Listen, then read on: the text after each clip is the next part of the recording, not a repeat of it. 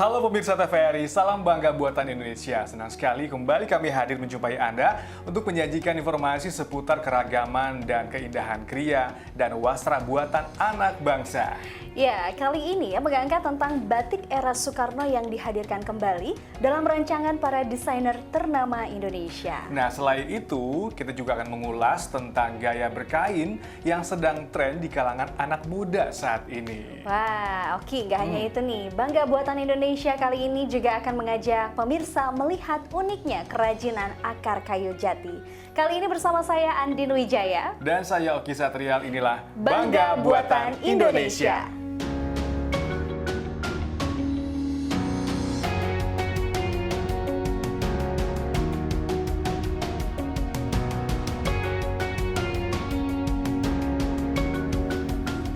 Di episode Bangga Buatan Indonesia kali ini kita akan ajak pemirsa melihat keindahan batik kebanggaan Indonesia. Dan istimewanya, batik yang akan kita hadirkan ini adalah batik era Soekarno yang diperkenalkan oleh Presiden Soekarno di awal masa kemerdekaan Indonesia. Betul sekali Oki, dan untuk membawa kembali kenangan kita ke masa indahnya batik tempo dulu, para perancang busana ternama Indonesia menghadirkan kembali batik era Soekarno dalam peragaan busana bertajuk Panggung Karya Nusantara yang digelar di Jakarta. Yuk kita simak informasi selengkapnya.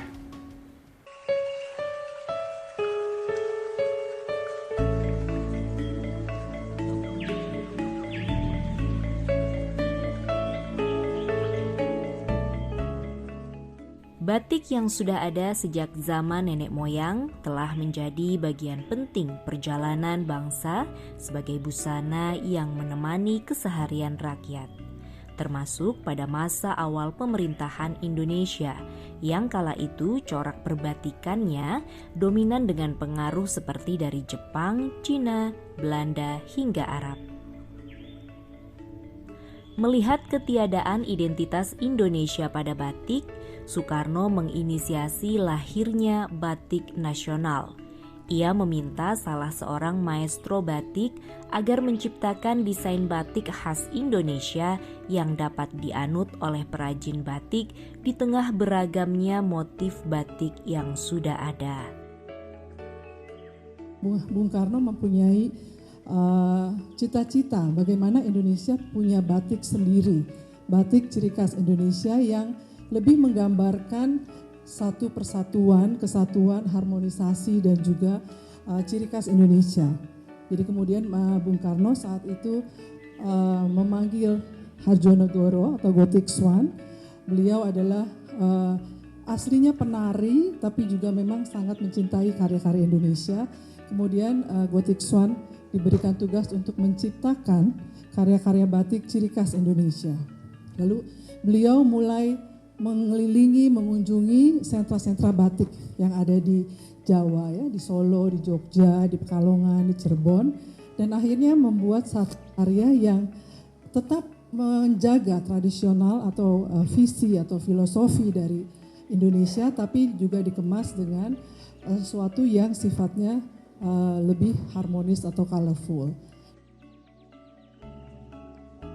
Masa berseminya batik era Soekarno dapat ditarik mundur pada dekade 1955 sampai 1965, yang mana gaya batik tulis pada era keemasan Soekarno tersebut melukiskan percampuran dua elemen lokal, yakni batik keraton dan batik pesisiran dengan sedikit tambahan sentuhan warna.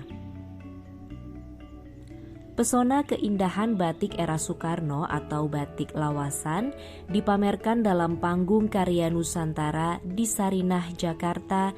Acara pembukaan Panggung Karya Nusantara turut dihadiri Menteri Koperasi dan UKM yang mengapresiasi Sarinah sebagai rumah karya anak bangsa. Setiap ada teman, tamu dari luar negeri, mereka terkagum-kagum dengan karya-karya anak bangsa yang sudah dikurasi ditampilkan di Sarinah. Jadi Sarinah sekarang sudah menjadi tempat wisata belanja. Ya, jadi ternyata memang produk lokal yang bagus, yang dikurasi, ternyata itu juga bisa menarik traffic, menarik pengunjung. Jadi orang pergi ke mall, Sekarang bukan hanya untuk belanja, karena juga untuk wisata, karena cantik-cantik untuk dilihat dan lain sebagainya. Untuk mengenal budaya Indonesia cukup datang ke Sarinah. Ya, apalagi di Sarinah sekarang banyak event-event, ya, sehingga social engagement.